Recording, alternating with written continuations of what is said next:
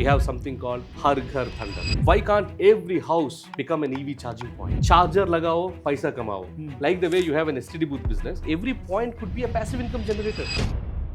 Today, when we think about charging, it looks so boring. In near future, how do you see these charge stations? At this point of time, charging stations are mechanical. No activity happens there. People come, charge and go. Very boring business. But the way that I see, every charging station henceforth is going to be a hub of economic activity. 88% of electric vehicle owners have charging anxiety for sure. So what's your view on this? Charging anxiety is definitely a problem that is to be solved. Like the way there is a medical shop, there is a kirana store, there is probably a petrol station. Everywhere an EV owner looks at, there should be a charging station. Now, can ThunderPlus alone solve it? Absolutely. 3.9 million chargers are required by 2030. What challenges we will face? Where does that hope come from? Can the chargers be available to match 3.9 million numbers? It can be. So we keep it aside. Will your charging stations become redundant at that point of time? In my opinion, I believe. Rajeev, we have spoken a lot about chargers. People are very interested to know, is AI a part of this revolution? So my answer to this is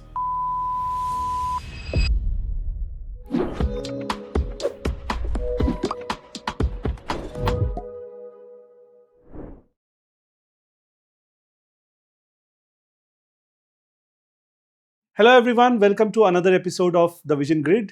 And today is a very special day again for us. Today again we are in Hyderabad, and today we have an alumni of IIT Madras, which is considered to be the powerhouse of the EV industry of India. Right? Hello Rajeev, how are you doing today? Hi Sachin, I'm doing exceedingly well. Thank you very much. Great. So Rajeev, coming from IIT Madras, you completed your IIT BTech. Both BTech and MTech. And MTech from there. And then you have completed a management degree from US. Correct. Right. Correct. So what brought you into EV industry? And were there some experience that you had already into EV industry, or it was some other experience that you had that fetch you in this domain? That's a good question, Sachin. In fact, you are now actually making me feel nostalgic, because to answer your question, I need to visit many gray, I would say, memories of mine. So I was a 360th rank holder at IIT JEE those days, Wow. where the exam used to be for 6 hours. Okay. Now, ideally, anybody with 360th rank would choose for a computer science, electrical, electronics, the most sought after engineering degrees then. But like any other kid, especially the boys, we are always fond of toys. And obviously, automobile is one such kind of a toy.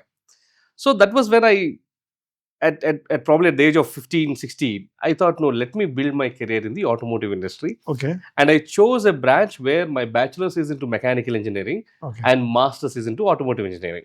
Oh, 5 years of dual degree, I enjoyed thoroughly. Again, at the time of placements, the common tendency is to go towards consulting jobs, right? Whether it is Deloitte, etc., or high-paying jobs at the time used to be offered by HULs and ITCs and again BCGs, etc. Again, at that point of time, I decided that no, let me stick to the core, and I joined a company called TVS Motor Company. Right? Again, a very, very beautiful R&D, I would say, driven, I would say, in-house engineering powerhouse, TVS Motors. I spent for about a year with them. Then I joined Bosch, part of their global leadership program, with Bosch for about 5 years, India, Germany, and rest of the part of the country. From Bosch, I moved on to Mahindra and Mahindra. And while I was working with Mahindra, one day I get a call from Gati Logistics. Okay. Okay. Logistics company, nothing to do with automotive. Until then, it was all automotive. And then the call says, hey, we are venturing into EV operations. Would you like to lead the business? I was confused. Gati is a logistics firm. What has Gati to do with EVs? Then I went and I met the promoter. That's when I realized that IKEA, right, was entering India then. This was in 2016-17. Gati was the last mile delivery partner. And by virtue of the contract, Gati is bound to make the deliveries through non-fossil fuel vehicles, because IKEA was part of the EV100 campaign. And like any other Indian logistics firm, they signed. And now at the time of execution, they lacked the wherewithal, technology, the I would say the operation know-how, And in 2018, there weren't any four-wheeler EVs. Hmm. So it was then I was approached, and I thought it's a great opportunity transitioning from a core automotive from there to an EV. Then I joined Gati. I built their entire EV operations for IKEA. Once we built the EV operations for IKEA, what I've done is I experimented this with Amazon, Big Basket, Flipkart, Grofers. This was in 2018 when EV as a buzzword also doesn't exist. Did not exist. And interestingly, Amazons and Flipkarts, they were very, very encouraging, and they gave us few hubs to run. And slowly that has become a different vertical altogether. And after Gati got acquired by, at that point of time, by there is this logistics firm. Okay, I don't get the name. So after Gati got acquired by that particular logistics firm, this EV business was retained with the promoter. So the leadership team, of course, was split, and I stayed back with promoter, and we built a pure EV logistics company called Avan India. Okay. Now, while I was building this EV organization and representing the, I would say, different forums, being part of the policy making, at the time I was working closely with the Niti Aayog and Rocky Mountain Institute, I realized that the value addition of me is not just to be measured in terms of business, but the kind of contribution I was doing to the environment. Because that was when I realized that the 2.5 particulate matter, which the World Health Organization says permissible levels are 10 milligrams per cubic meter, Delhi 170. Yeah. Our oil import bills was at the time $160 billion. That's when I realized that if I were to serve my nation while maintaining my interest into automotive and my decorum into business, EVs is the engine. So since 2017-18, I never deviated from this mission of building the nation in sustainable mobility. From Gati Logistics, I moved on to Ito Motors. We built electric three-wheelers. From there, I was invited by the government of Andhra Pradesh to help their investments promotions wing centered around EVs. Okay. I was with them, drafted their EV policy. After that, I went to US, finished my MBA at MIT Sloan School of Management for a year, came back, started multiple EV companies. One is EV Masterclass, that is into skilling and training and coaching. Okay. And now I'm building another company called ThunderPlus, which is into EV charging. Lovely. Wow. So, as you mentioned, Rocky Mountain Institute, and you have worked with the Niti Aayog. Yes. Also. So, one thing that I want to understand is what policies do you think that through Niti Aayog or from the government of India or from the state governments have really helped accelerate the usage of EVs in India? Brilliant question again, Sachin. Yeah. See, didn't we have EVs earlier? We had. Chetan Maini's Mr. Bean's car. That used to be the only bikes. Yeah, few bikes, right? But then, if you notice, there has been a sudden shift and a pivotal point that we raised. Yeah. And it is all because of certain policy level orientations and decisions we have taken. Let me talk about one such example. Yes. So, in 2017-18, when the discussions were still right on how do we increase the adoption, what do we need to do, what else needs to be given, should we give even more incentives, etc. The whole conversation was happening around B2C. Now, this is also interesting, right? But I was there representing a B2B, Gati, a logistics company, the only company at that point of time doing EVs. Nobody else, DHL, Blue Dart, nobody was there. Then Mr. Anil Srivatsava used to be the chief of Niti Aayog at that point of time, closely guided by Mr. Amitabh Kant. Both of them are first-class IAS officers, you know them. Amazing. So, there was a roundtable conference organized by TCG, the climate group, where the participants or the collaborations, TCG, Rocky Mountain Institute, Niti Aayog, all these players. That was when I made a very interesting statement there. And which became later on the focal point of entire policy making. I told them that the lowest hanging fruits for EVs at this point of time is not B2C, because you will have to spend in a lot of energy, efforts and money to convince an individual customer to move away from his comfort of using a fossil fuel vehicles where the I would say fuel stations are abundantly available. The charging infra was not so adequate then. The efforts needed versus the rewards that we reap are too little. Then they asked, then where do we start? Then they said, first thing that they have already started at that point of time is buses. at the time, right? FAME 1.0 was already in place. So buses was a good thing because both the consumer and the sponsor is the government, right? Only the user is the end user, so that can be done. The second thing that they needed to focus upon was cargo or the B2Bs. So that was when for the first time the imposition of the time Delhi Dialogue and Action Committee was run by Mr. Jasmine Shah, again an IIT Madras alumni, used to work very closely with Mr. Kejriwal. He was also there. So as an experimentation, few decisions were made then. That is number one, can we stop allowing diesel vehicles into the realms of Delhi? The imposition of green tax, incentivizing either through carrot or a stick players like Amazon, Flipkart, etc. Ki bhai, please move your last mile deliveries to EV. So all these so-called incentives or so-called disincentives were born out of that particular discussion. And from there you see the best adoption definitely happened in buses because it is sorted, as I told you. The second most important product portfolio that actually took the EV industry by storm was not four-wheelers. It was actually the cargo three-wheelers, the passenger three-wheelers, of course the L3s in Delhi, followed by the two-wheelers. And once I would say, and at that point of time, not many mainstream players were also there. If you look at oil or logistics, Saurabh used to be a very, very small company, used to experiment. I allowed Saurabh to conduct a lot many field trials in Gati operations. Wow. Right? So, and then Hyderabad-based company used to be called Gayam Motorworks, Gayam Raja, you must be aware. So that's how few heroes here and there used to exist and they used to contribute.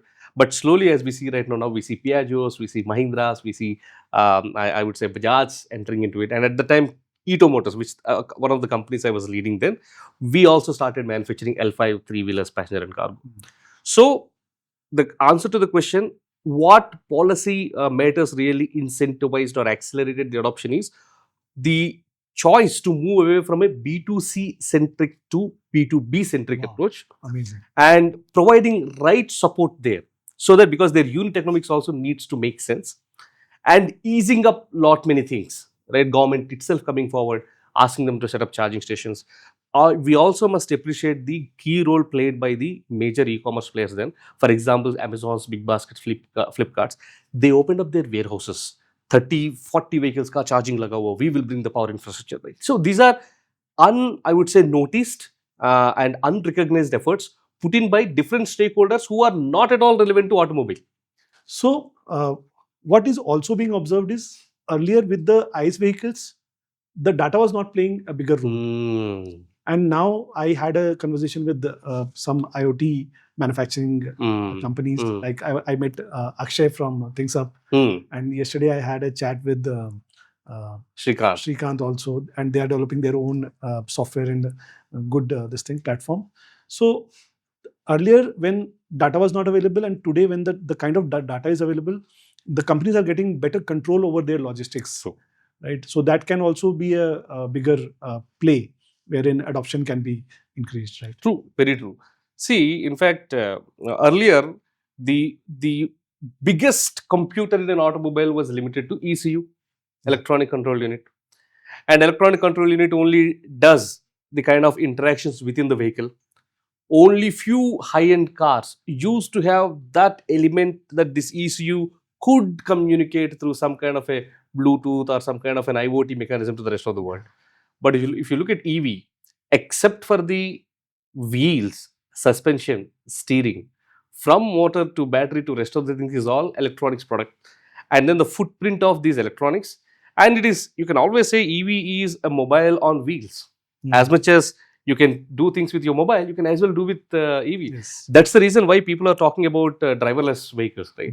So in a context like this, while oil was the, I would say, the energy or the money for ICE, data is the new oil.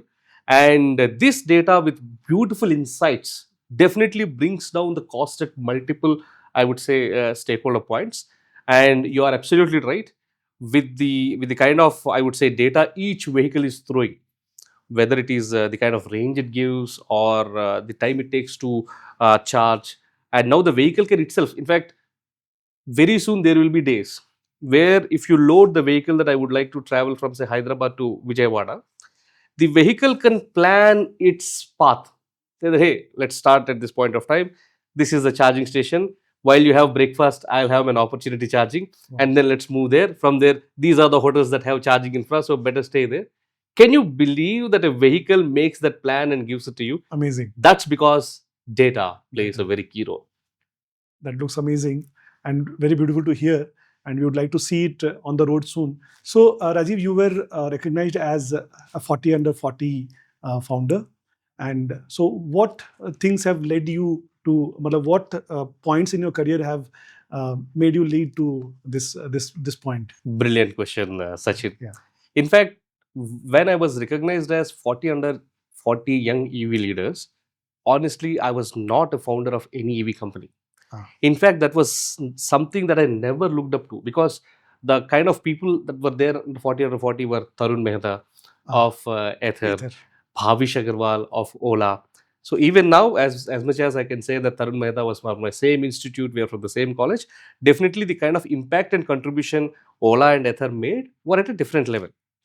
At the time, I was building the Gati logistics business, and from there on, moving to build the Ito Motors business. And when I received this call from the committee that we have been noticing the significant work that you have been doing in the EV industry, the kind of policy inputs that are being given, and the actual impact that was done through Gati logistics, I was first amazed.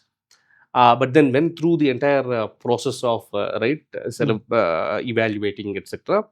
So definitely, I'm very thankful to God and the entire ecosystem that despite at that point of time me not being a founder, yet they chose to recognize me as one of the 40 under 40 young EV leaders in India who is making an impact.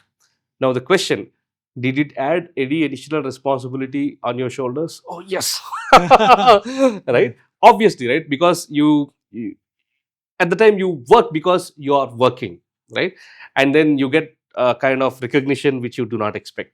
And definitely there is an internal impulse and urge that, man, you need to live up to that expectation or carry that beacon, right? So, and since then, my thought process would be like this: any decision that I take or any initiative that I make, is it worthy to be appearing on the front page of the national newspaper? That would be my validating question. And hence, certain campaigns, if we were to talk about at ThunderPlus that we are launching, we have something called Har Ghar Thunder. The point is, again, revolutionary, right? Why can't every house become an EV charging point? Why only dedicated places? Yes. Right? Revolutionary. Charger lagao, paisa kamao. Like the way you have an STD booth business, why can't every individual, I mean, every point could be a passive income generator? Because there need not be any manual intervention in terms of charging, right?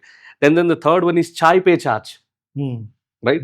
Within a time, a delivery person, whether it is Swiggy, Zomato, or Amazon, Big Basket, most of them drive two-wheelers. The whole country is behind fast charging for four-wheelers. Two-wheelers, three-wheelers ke baat koi bhi nahi karta. So then I thought, if he takes 10 minutes break to sip a chai, why can't his two-wheeler be charged within 10 minutes? Chai pe charge, right? So these kind of revolutionary ideas came actually from the urge that how do I live up to that expectation of 40 under 40? And as I told you, every decision that we take right now, we only validate one thing: does this deserve to be on the front page of a newsletter in India? And if it is yes, we go for it. Lovely. What an amazing thought.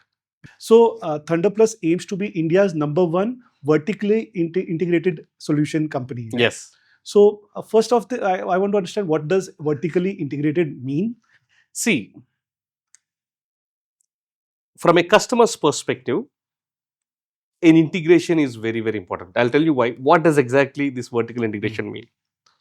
For example, you buy, say, a car. Your horn doesn't work. You have two options. One, you go to Hella, who is the manufacturer of that particular horn, Okay. and then say, bhai, kuch to kaam nahi kar rahe, do it. Or your OEM says, hey, don't worry. Whether it is a horn or an ECU or a brake pad or oil filter, doesn't really matter. I'm your partner who is accountable. Come to me and I'll take care. Yeah. That's exactly the comfort we are trying to build in the charging infra. How? If you look at the charging infrastructure ecosystem, it is fragmented. How is it fragmented? There are a set of companies who are focused on manufacturing the chargers. There are certain companies who are focused on bringing these chargers into a charging infrastructure called CPO players, charge point operators. Then there is another company which says, hey, you know what, I will develop the entire software that runs all of these things. Then all these fragmented things at the time of crisis, say for example, one of our customers is Flixbus. Okay, Flixbus is again a unicorn, valued more than $3 billion, a Europe-based company, right now doing excellent progress in India. Now, Flixbus started operations between Hyderabad to Vijayawada. There is an opportunity charging in between at Suryapet. Okay, now the charger doesn't work, right? I'm talking about a real scenario. Yes, yes. Then the charge point operator says, hey, mine is all correct. You talk to the charger. The charger says, hey, this is ISO certified, ARI certified, it has got IP67 protection, etc. Talk to the integrator, CPMS guy. CPMS guy says, hey, both of them are talking to each other, but I don't know why the power is not entering the vehicle, right? So that is what is a fragmented approach. Now, number one vertically integrated company is, I have a manufacturing facility in Jacharla where I manufacture my own chargers. Lovely. I'm a charge point operator and I have an in-house team which developed the CPMS. So any crisis, any problem, any troubleshooting to the customer, I would say, hey, hold on, main hu na. Let me take care of you. So that's where I meant by vertically integrated company, from being a charger manufacturer to a charge point operator, giving the best-in-class experience to the end user. So one theory says that one-man show doing everything, and another theory says that one-point solution. Correct. Absolutely correct. So don't you think that you will face a lot more challenges than others doing this? Absolutely. From a business perspective, it's a bullseye point. Yes, because this is being over accountable, right? In a short-term perspective, especially when the technology is still being developed, the products are being validated, it is definitely a drain on my energy, because I stand responsible to the customer, whether it is an issue with the charger, whether it is an issue with the power, whether it is an issue with any other thing. But these short-term pains give me exponential long-term gains, and I'm here to endure these pains in the anticipation of those gains. Great. Lovely. Yes. So when another question that comes to my mind is that today when we think about charging, it looks so boring. Correct. That a person goes, correct, charges the vehicle, correct, and he keeps waiting there, and he charges and goes further when we see the public charging infra or something. correct.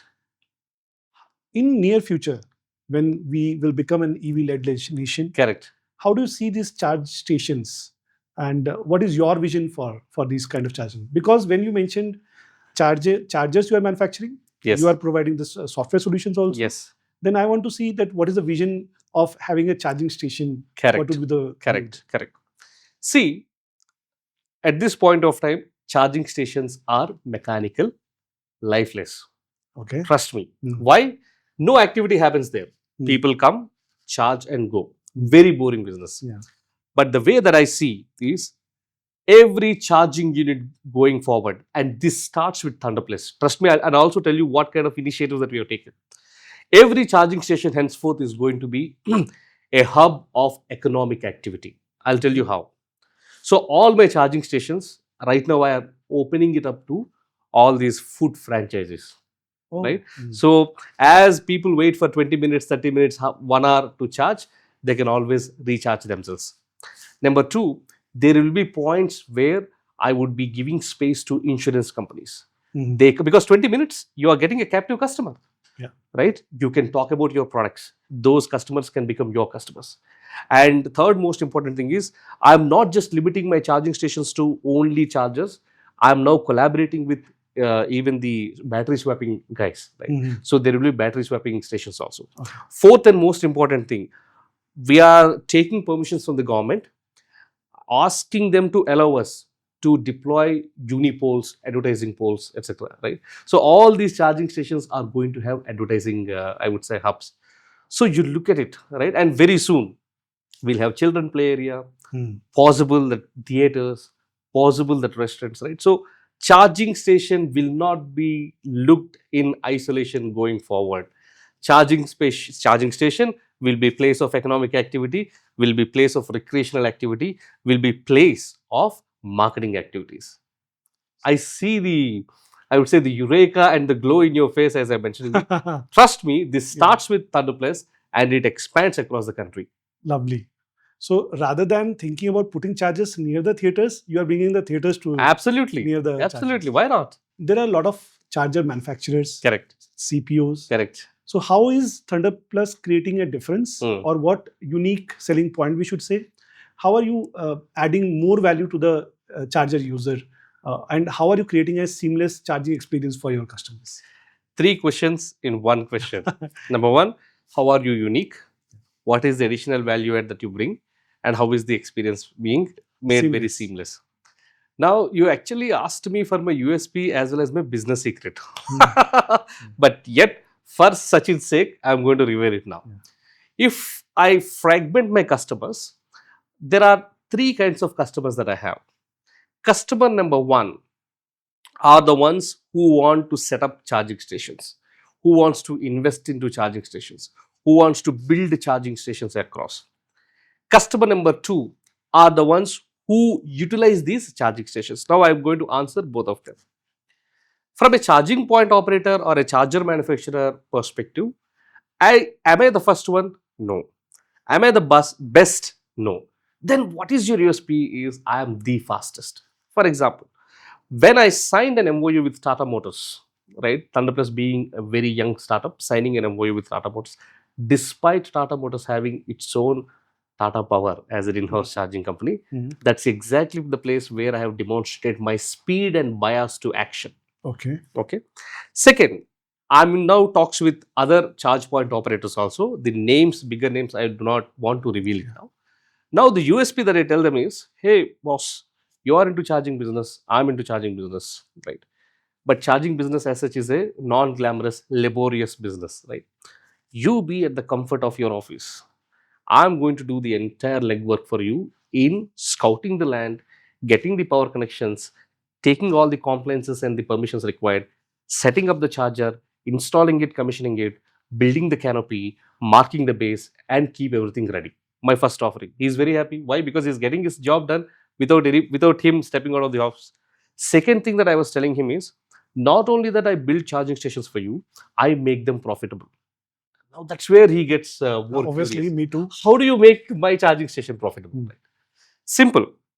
More than 80% of aggregators, whether it is passenger or cargo, say for example, OHM, which is a car passenger mobility, Srinivasa cabs, Lavish cabs, Uber, Moving, you name all of them, they are my customers. When it comes to cargo, Magenta, Ito Motors, then probably Lightning Logistics, EV Logistics, EV Zap, you name all the cargo companies, those are all my customers. So all these customers need is uninterrupted charging supply, dedicated base, especially during those time slots, and a little bit of discounts for them to get margin. I'm ready to give all of them at the expense of my charger being engaged. And hence, if you look at my charging stations right now, despite they being called as public charging, I would actually call them semi-public because 40% of the time, those are always engaged with my B2B players. So the same mechanism is what I'm going to adopt to even those bigger players. And of course, because I bring the business, I take my share. So one is setting up those charging stations, making things easier for them. Second, making those charging stations profitable from day one, not from 24th month or 36th month, from day one. Now, the third and most important thing is, people ask me, charging station business is a non-manual business, right? People come there and then do it by themselves.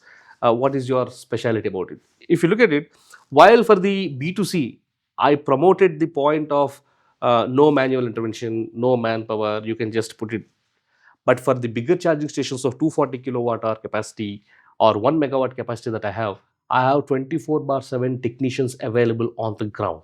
So that any issue that my either a B2B customer or a B2C customer faces, that particular person goes there and solves it. This is not the case with the rest of the CPOs. If you look at any of the CPOs, you have a beautiful charger with a nice canopy. Sometimes it is like ATM, out of order. What's the use? Imagine there is somebody who is there who says, hey, good morning, you want the charging to be done? I'm going to do it. All my buses that right now operate between Hyderabad and Vijayawada, Flixbus. I have people in Hyderabad who assist with bus charging, in Suryapet who assist with bus charging, in Vijayawada who assist with bus charging. And these people also assist the B2C customers. Right? So, from a 3-point perspective, from a customers of EPCs and CPOs, I build the charging station for them. Along with that, I give them business. And from a B2C perspective, convenience, right? They don't have to worry. They come, my technician would be available. My investors and promoters still ask me a question: why do you need manual labor in the charging stations while on one hand you are promoting this? I said, no, these two are two different things. One is to promote business where you definitely don't need somebody to man a 3.3 kilowatt charger. But here you're talking about a 1 megawatt charger. That is 300 times the potential business it could bring. And we can afford to have 24/7 support. So all ThunderPlus charging stations that you see beyond certain capacity, they have my in-house technical team. So that's how the experience is very, very seamless. So when we talk about this seamless experience, are we talking only about Hyderabad kind of this locality, or are we talking about other regions of India also? Pan India. Right now I have 200 plus charging stations available, and these charging stations of more than 100 kilowatt, you have a station thing, and there are also charging stations of 30 kilowatt, etc., where for every 5 to 6 charging stations I have a mobile technician who is available. So the thesis remains the same. Customer at any point of time should not go from a charging station that are out of order. Out of order. Because that's a challenge actually. Yes. Because recently I've seen a reel that was circulating a lot in the Instagram, that people went to Delhi, a lot of points in Delhi, and they were trying to find out chargers, and they were finding that this wire is gone, this charger is not compatible now, this has gone old one. So that's a real problem. And chargers being there and not operable, that's a bigger pain. See, in fact, since you are from the industry, I'm sure you're aware. In the first place, why were the chargers there? That is definitely because of the proactive measure of the government. Yes. Government came forward, called for tenders, OEMs participated, installed chargers. So, from a government perspective, is the tick mark done? Done. Yeah. OEM perspective, is the tick mark done? Done.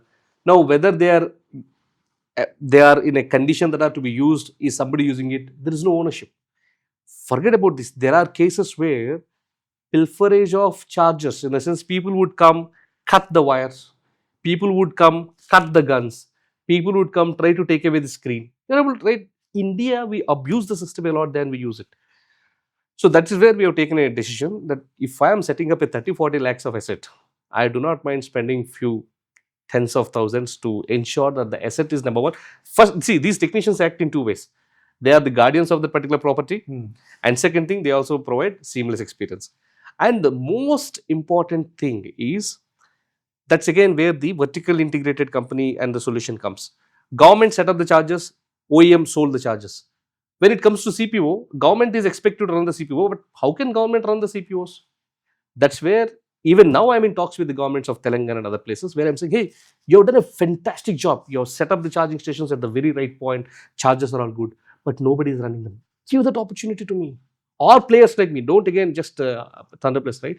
We will run those chargers, we will make them profitable, and we will share the money with you. We will set up CCTVs, we will closely monitor them. I have a knock center where there is a huge screen. Every time the screens change, how things are happening. So that only comes into picture because that's where I earn my bread and butter from. Yeah. That's a holy thing for me.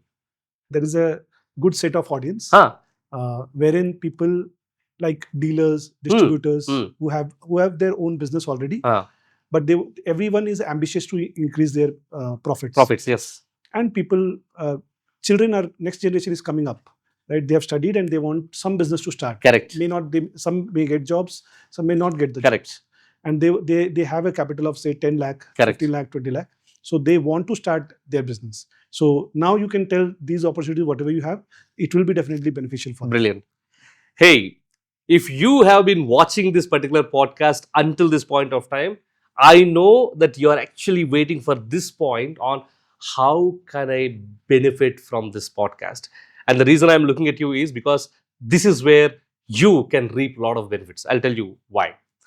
So these programs guarantee you on paper a minimum returns of 12%. That means I sign an agreement with you saying that within a year, Suppose you invest 10 lakh rupees and your profits are less than 1.2 lakh rupees. Say, for example, you only earned 1 lakh rupee, 20,000 rupees is on me. End of that year, I'm going to give it to you, right?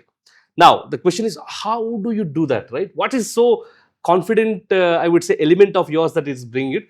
That's where I told you that anchor customers, B2B customers, aggregators, that's where my actual strength is.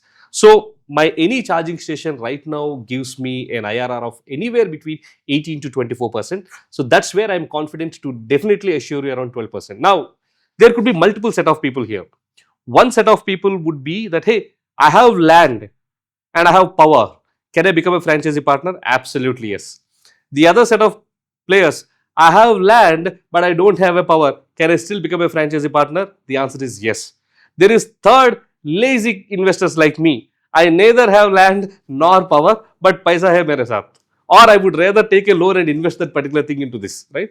Do I have a business? Yes, you have a business. So for all these kind of customers, we have ThunderPlus franchisee programs and ThunderPlus business partners program. And the thesis, irrespective of your investment, the thesis is 12% as an ROI is guaranteed for you, and the upside has no limits. Great. So I was going through some survey, Rajiv, and what I found is that 50% of EV vehicle owners today wants to switch back to ICE, and 88% of electric vehicle owners have charging anxiety for sure. So what's your view about this? So the validation of that is absolutely correct. Now let me also bring the context into perspective, right? So that then we actually make sense to what we speak. Now these 50% of the people who are willing to go back to ICE, they were actually the early adopters. When I say early adopters, I do not want to name the brands because it will impact them. People who initially brought the EVs into India brought the GBT protocol, right? Not the CCS2. And the quality of the battery packs then and there at the same time were to that particular level. So people who purchased these vehicles 4 years back, 5 years back, 3 years back, definitely feel left out because now the public charging protocol that caught the pulse is CCS2. That is where, as a country, we Yes. are adopting. Yeah. So obviously, a GBT core, even in my charging stations, right? In few charging stations, despite having 240 kilowatt CCS2 protocol chargers, I still have 15 kilowatt GT or a 30 kilowatt GBT chargers because I also want to cater to those customers. So because GBT as a protocol comes from China, from a geopolitical perspective, we have decided that we will move away. Unfortunately, those customers feel the wrath Heat. and aftermath effect of this, and we must empathize. That is true. But is it going to be the case forever? The answer is no. Why? Because without necessarily government regulating it, it appears as if the whole country is moving towards a CCS2 protocol CCS2. standardization. You look at all new vehicles that are being launched have CCS2. Trucks have CCS2, buses have CCS2, and two-wheelers and three-wheelers are now entering into GBT. Yeah. Right? Okay. So that way the charging infra develops and then those car four-wheeler owners also will get. So do they feel anxious about it? Definitely yes. Correct? But do they have to be worried about it? The answer is no. The good news is the good days are yet to come. Now, second thing is charger anxiety. Charging anxiety is definitely a problem that is to be solved.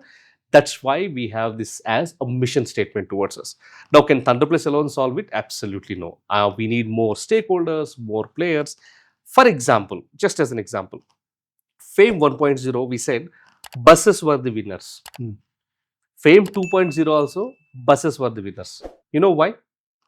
Because out of 10,000 crores that have been allocated for FAME 2.0, close to 4,000 crores were only dedicated for buses. Okay. So where there is money, there is going to be an impact. Yeah. Now, the government is coming up with incentive policies for chargers also. The government says that I am going to incentivize charger installation. I am going to take care of the upstream power infrastructure, which is one of the biggest bottlenecks for charging. For example, you have place, but for you to set up a 240 kilowatt hour, you need to have a 315 kVA transformer, and that costs you around 25-30 lakh rupees. That's an investment. As a B2C customer, you will not be keen.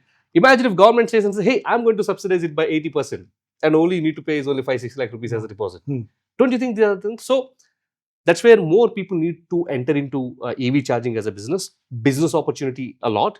Government incentives are on the way. And then very soon, the kind of um, the quote unquote euphoric statement, right? That everywhere I see there is a charger, everywhere I move there is a charging station. Charging stations are going to be the places of economic activity, will all come to pass in less than 12 to 18 months' time. And this charging anxiety would come down then. Until then, these numbers are true. We need to empathize. But my word of hope and encouragement to is things are changing, my friends. अच्छे दिन हैं, अभी भी है, आगे भी है. So be bold, be strong, stay courageous. We are going in the right direction. 3.9 million chargers are required by 2030. What do when you make it, when you are sharing that 12 to 18 months, what challenges we will face, and what is your hope? We should say that, or I should say, uh, where does that hope come from? Good question. Very good question, Sachin. See, 3.9 million chargers by 2030. Do we have dearth of chargers as a product? The answer is no. No. Do we have companies that can match that requirement? The answer is yes. Do we have dearth of land? The answer is maybe. Yeah. Do we have dearth of power? The answer could be a strong yes. Mhm. Yeah. Okay. Do we have dearth of the power infrastructure, upstream connection, etc.? The answer is definitely again strong yes. Now, with these maybe yes to strong yes, let us see why I made such kind of a statement. So, one particular problem of can the chargers be available to match 3.9 million numbers? It can be. So, we keep it aside. Second thing, let us come to land. Now, there are two major owners of land. One the government, second one public. Okay. Government has got strategic lands. As soon as it occurs to the government that if these strategic points are made EV viable, it works, it is easy to pull in the government because all the policies, etc. Now, a B2C guy, when will he give up his land? When he knows that he can mint gold in that land. Obviously. That's where we need innovative business models to come in, which assure him the kind of quantum of 12%, 15%, 18% kind of returns that I was talking about. Now, why 12 months from now? We started, see, for example, at this point of time, ThunderPlus has around 200 charging stations. All of them are company owned, company operated. In the last 1 month, we had 5 charging stations. All of them are FOFOs. Okay. So, you mentioned in the previous conversation, right? Spark. That spark has just begun. Okay. Right. So 12 months is time that I need to consume the entire forest. Of course, we will do through a lot of permutations, combinations of the business model. So how we are able to get it? Because we were able to show these points, the 31st of every month, the 12% of committed returns is hitting his or her bank account, right? So to a certain extent, this maybe problem of land also will be solved because you show them lucrative things. Third interesting statement you made, when lead acid businesses are down, you spoke about cross-selling, right? Completely pipeline business has nothing to do with batteries, but then you told them, hey, keep your batteries in the inventory. Any business comes, I am going to install it. That's exactly what is going to happen in cross-selling in EVs. Hospitals, restaurants, resorts, buildings, official complexes, residential complexes, medical shops, you name whatsoever, every business, while it has its own core offerings on which they thrive, EVs is going to be that auxiliary, I would say, revenue generating, I would say, channel for them, right? So that is also taken care. And the fourth and most important thing, this is where it is a bit tricky. We had multiple meetings with the government authorities at state and central level. We have tried our best to sensitize them. To a certain extent, they seem to be convinced, and it is a matter of few months before they come out with their policy. In fact, we made one success story very recently. For example, in Telangana, until now, 150 kilowatt is a HT capacity, which means my transformer needs to be that way, my deposits needs to be that way, everything needs to be that way. Survey needs to happen. Survey needs to happen. We made enough, I would say, appeals to the government. Then now we enjoy that 150 kilowatt is brought under LT. Okay. Can you believe that? There is some kind of a movement there. Leniency. Yes. Second thing that we told them is, sir, close to 30 to 40% of my investment is going into power infrastructure. As such, that should be the job of the government to give me the power up to the last mile that I need. Okay. And transformer मुझे क्यों खरीदना है? Example. And why should I pay for those deposits? Please discount them for few years. Not that we are asking you to completely eliminate them. Please make it such a way that that becomes only 10 to 15% of my cost, not more than that. We showed them the numbers, etc. Hopefully, like the way 150 kilowatt into LT, if this is also brought into action, Sachin, my friend, what you will see is charger everywhere, because major hidden costs are taken care. Everybody clearly, transparently says what he is investing and what he is reaping, and that reaping would be nothing less than 12 to 15%. Forget about bitcoins, forget about stocks, etc. EV charging business is going to be a new money minting machine for the public. And when that happens, do you think we will stop at 3.9 million chargers? So yes, so what I believe is key profit is the key driver. Absolutely. Right. But if someone sees profits, then people like Ambani's and Adani's, People like Sachin also. they are definitely going to invest for sure. Correct. Also, where I see a chance is where one side of focus is when you are saying that the availability of power, and that to be at the end point. Like I don't need to install any kind of thing; just give me the power directly. Correct. Now, one more, that is one aspect, and one more thing that can create an impact is financing of these charges. Right? There are a lot of provisional stores. There are a lot of T points. These people want to have an opportunity. Correct. Returns you are assuring. Correct. Or when you are assuring due to competitions, other people will have to ensure. Correct. When you are ensuring profitability, on the other side, these people are ready to do the business. They can take care of the asset also. They are having the property also. And if they get the benefit of financing there, that can be a game changer. What is your view on this? Sachin, are you reading my mind? For example, I'll tell you. See, this thought came to me from real estate market. Charging stations is nothing but a real estate. For me to develop a 250 kilowatt charging station, say for example, it cost me around 1.5 2 crores, equivalent to a 3 BHK or 4 BHK. Now, but what am I expecting here? I am expecting the franchisee guy to invest majority of it, which is an unfair. Why? In a real estate, the guy only pays 20% of that 1.5 crores or 2 crores, and rest of the 80% is funded by the bank. We took the same used case and logic, and we went to the State Bank of India head office in Telangana. Okay. We presented the case. We told them charging infra is no different from a real estate, where your interest rates are 8 to 9%. Now, a project viability and returns perspective, as a CPO, I am giving you the assurance. In fact, I will mobilize the investors for you. You validate his CIBIL score, his history. Why don't you extend that loan that you have for real estate to my charging infra? First, they were zapped because there never came an interest or a requisition for them from a charging company asking them to sponsor a retail customer. We sent all our documents. We sent all the policies that are in place. We heavily invested in educating and bringing all of this. Hopefully, in less than a month's time, ThunderPlus is going to be, I would say, recognized by the State Bank of India. If you are a retail investor and you have an opportunity to invest, say, 1.5 crores, all you have to shell out is only 30 lakhs.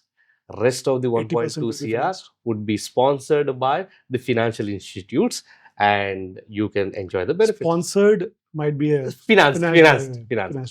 This is for the bigger charging stations. Now, for the smaller ones, that is less than $10,000, $100 that I told you, right?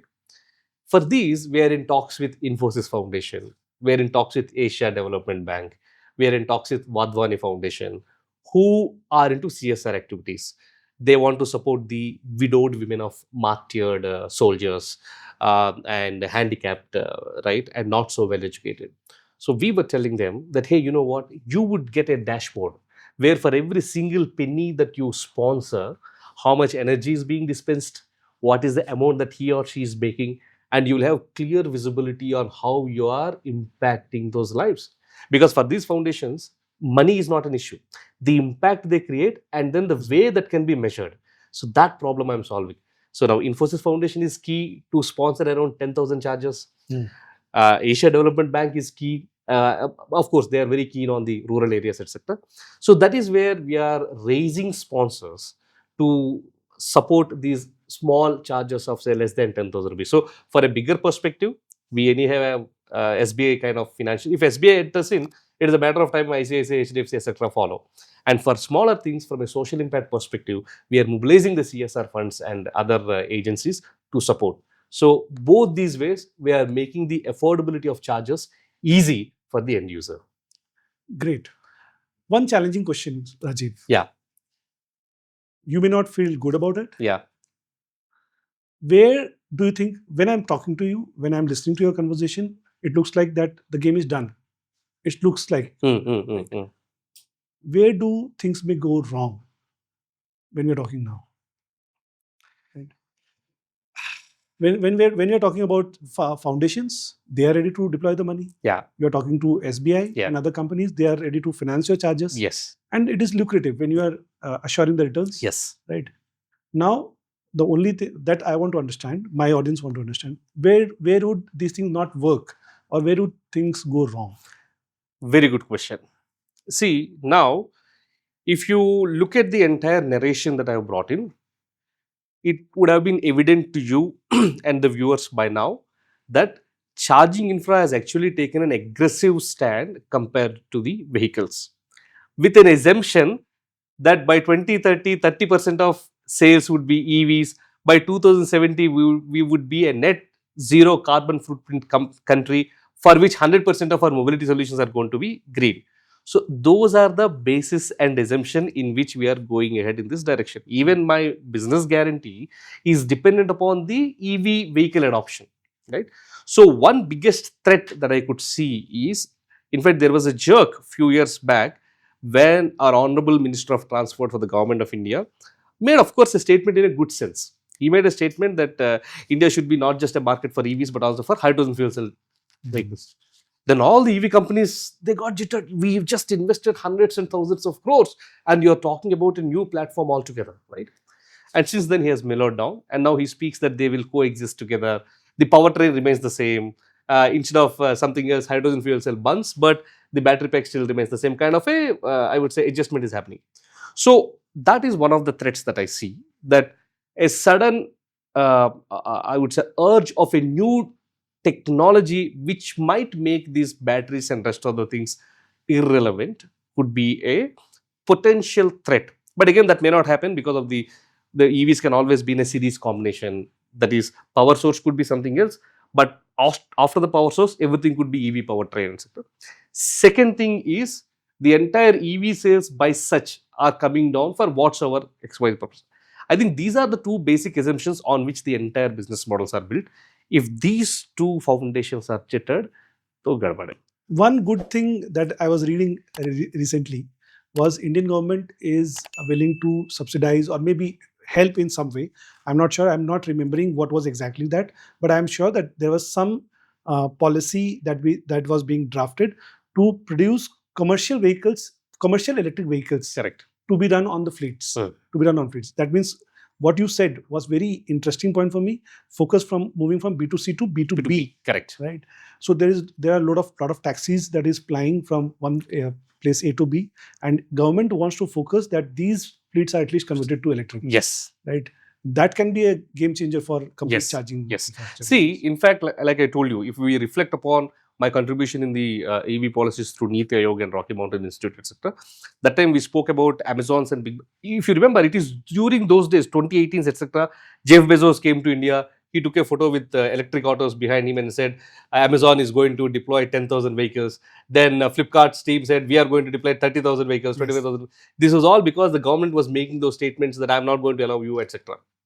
From a stick, now the government is going into carrot. That means if you are a fleet operator and you want to go completely 100% electric, here are the special benefits or incentives that you get, which is definitely going to be a great game changer. Because for OEMs, the biggest customer is fleet operator. Like the way for me, the biggest customer is fleet operator. For say, for example, for an OEM, the biggest customer is whether it is Ola or Uber or Blue Smart or OHM or E2 Motors, These are the biggest customers for OEMs. And if government incentivizes these customers to own more vehicles through whatever incentives, right, that will definitely help the entire EV ecosystem. Yes, makes sense completely. So Rajiv, we have spoken a lot about chargers and maybe we have covered hardware side of it. We have not spoken much about software, right? So is software playing an important role in your business? And also people are very interested to know how is AI working and is AI a part of this revolution? Yeah. So at this point of time, Sachin, majority of the data that we collect right now is being stored. The application of the data, the decision making based on the data, and I would say the AIification of the data. That means how do we is something we are yet to completely milk that out, right? But we see a great, I would say, opportunities there. Say, for example, how do I decide if I were to set up a charging station? One simple thing could be the total number of EV registrations that are happening from an RTO, could be one. Another thing is how many number of green kilometers that particular, I would say, area is covering with all the vehicles put together. Then what kind of time slots where I'm dispensing more energy in those particular charging stations, right? So the used cases are many, but if the honest answer, have you started leveraging that? Probably the answer is not completely. Some AI entities that we brought, elements that we brought in, we have CCTV cameras which are AI enabled. Wow. So these cameras, the data tells me how many unique users are here, how many repeated users are there, how many unique cars, how many repeated cars. If any pilferage is being attempted or any kind of a burglar is being attempted, these AI cameras will warn our knock system. So from a safety perspective, from a performance perspective, we have in place. But from a business and other data analytics perspective, we are yet to build significant and meaningful models. Great. One more question, Rajiv. I have understood, I have read from your profile and other places that you have been a part of some investment groups or as an advisor in government of Yes. Telangana, maybe? Andhra Pradesh. Andhra Pradesh. Andhra Pradesh. Okay. So, where do you see a major part of these investments, foreign investments coming in India? Are these into some components specifically, or they are investing into software something, or how? Where is this? Great. See, the government perspective needs to be put in place when answering this question. What would be the interest of the government when they are encouraging investments is the first and foremost important interest is job creation. How many number of new jobs are being added as per that particular industry? Second, ecosystem creation. That means, is this industry that is being set up in my geography going to create other auxiliary vendor base, supply chain base, and then build the entire ecosystem? So, from a government perspective, the approach of the government, the ask of the government, the focus of the government will be only on these two. One is the quantum of jobs that they would create. Number two, the ecosystem that it would develop. Yeah. But unfortunately, India at this point of time has become an IT capital of the world. That's why many of the startups are only into the app developments, the websites. Very few are into, I would say, operations and other things. For India to flourish along with the, I would say, along with the IT and then the internet kind of companies, we need strong manufacturing based companies. That's why we have been lobbying so hard with Tesla, right? We are always saying no whenever he's talking about dumping the cars manufactured either in China or in other locations and using India only as a market. We have been consistently saying no because we want manufacturing setups to come in. If you also look at the recent, I would say, policies that were launched by the government to address the passenger electric vehicle adoption in India, especially from a manufacturer's perspective, brilliant incentives are being tailored to encourage foreign investors to come and then localize the manufacturing. Manufacturing. Yes. So the focus of the government, even while I was with the government of Andhra Pradesh as the head investment promotions, my two lookouts are these: the quantum of investment and the quantum of employment that generates and the ecosystem it builds. Great. So Rajiv, most of the urban and maybe tier 2, tier 3 cities are covered by electricity nowadays, but there is still around 15 to 20%, not 20%, I would say, around 15% of area where grid has not reached these places, right? So how do you see that to cover those areas by EVs and adoption? How do you see that? Very important question, Sachin. In fact, this is a challenge, right? But we have been taught since our childhood that challenge is always an opportunity. And here is one such case study where a challenge has become an opportunity for ThunderPlus. We have set up a fast charging station at NMDC office, National Mineral Development Corporation office, headquartered in Hyderabad. Now they looked at it, they liked it. We showed the presentation. This is the kind of impact that you could create, etc. Then the chairman asked one question. We wanted to deploy dump trucks of say 500 tons, 1000 tons capacity in our mines. But we have an issue. They are already in talks with some manufacturers to create those dump trucks because buses हो रहे हैं तो trucks भी हो सकता है, right? But then the biggest concern is at the depots they have charging infra. I mean they have accessibility and ability to develop charging infrastructure. But at the mines there is no grid. But how do you charge the vehicle there? That was a challenge that they posed at us.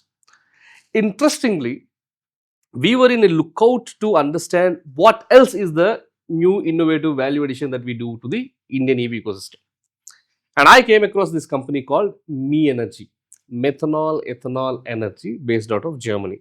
If you know what's happening in Europe, they're going through a very typical, I would say, cycle. The cycle is this. The previous generation were all industrial entrepreneurs. They have set up industrial houses, built up good companies. But then, interestingly, the next generation is not very keen to carrying the baton on. They wanted to go elsewhere. They wanted to set something up, etc. So, number one, a succession crisis is one. Second, some of the companies which were initially heavily built on technology are also not finding ways to scale. So, one such company was Me Energy. Now, the USP of this particular company is it's a generator plus charger put together. Wow. A 3000 liter capacity generator that burns either ethanol or methanol, not diesel. Look at it, either ethanol and methanol. It pumps the energy through two CCS guns of 150 kilowatt hour each, and the energy that it can dispense is about 4 megawatt hour. That means for 12 hours, this particular generator can work without any interruption, dispensing close to 4 megawatt hour. We discussed this solution with NMDC and said, sir, you posed a challenge at us. Seems like we have a solution, but we need to have at least some anchor customers before we make the investment and acquire that company. NMDC is thrilled for two reasons. Number one, completely independent of grid. We call it liquid electricity. Second thing, it is not diesel. So you can still call it as a zero carbon footprint, greenhouse gas emissions less kind of a narration. They said, yes, we are interested. We acquired Me Energy. The particular first product is in the ship. We are getting it to Jacharla plant in less than few weeks. We wanted to first engineer that, reverse engineer that in India. We looked from a global, I would say, supply and a local manufacturing. We wanted to manufacture that in India. Right now, it costs around $100,000. That is close to a crore. 100,000, but that is too expensive for an Indian market. We wanted to bring it down to at least 60 to 70% of that particular cost. With this, what happens is, and then this we discussed with a few companies like say JBM, Hyundai, right, and a few insurance and roadside assistance companies. Now, the use case we built them is that we will mount this on a trailer, keep it available wherever there is a, I would say, exigency or an emergency on the highway. Just a call away, the vehicle comes and then charges it. So that challenge is converted as an opportunity, and we are the first one in the country to set up a methanol ethanol based generator cum charger. Now, trust me, if this happens, it is not just NMDC, but many bus manufacturing companies, many logistics companies would be the direct customers of this. So this is one new innovation that we are bringing in. Great. So what I think is, if the cost, what you're talking about, if that works out, then the complete innovation in itself is a big input for the industry. Correct. But if the cost works out, then it will be a magic. Yes. See, the logic is simple. A diesel generator costs around 35 to 45 lakhs. And if I were to talk about a 300 kilowatt hour a charging station, it costs probably around 25 to 20 lakhs or so. So both put together is around 60 lakhs. Even if I were to take a charge a premium of say 10-15%, it still suits the Indian market conditions. Right. Great. Rajiv, I think it was an amazing conversation with you. And this is every day when I do a new podcast, I am not the same person. Wow. And today, when I'm doing this podcast with you, I'm telling you that I am walking out with a lot of knowledge. Brilliant. And not only knowledge, and I am pumped up with energy, Beautiful. the kind of energy you bring to the room, right?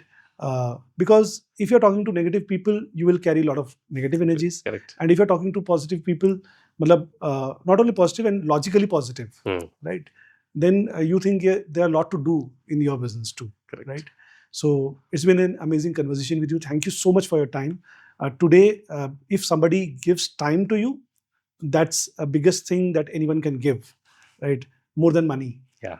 Right. So thank you so much for this time. No, Sachin, it is so amazing to have this conversation with you.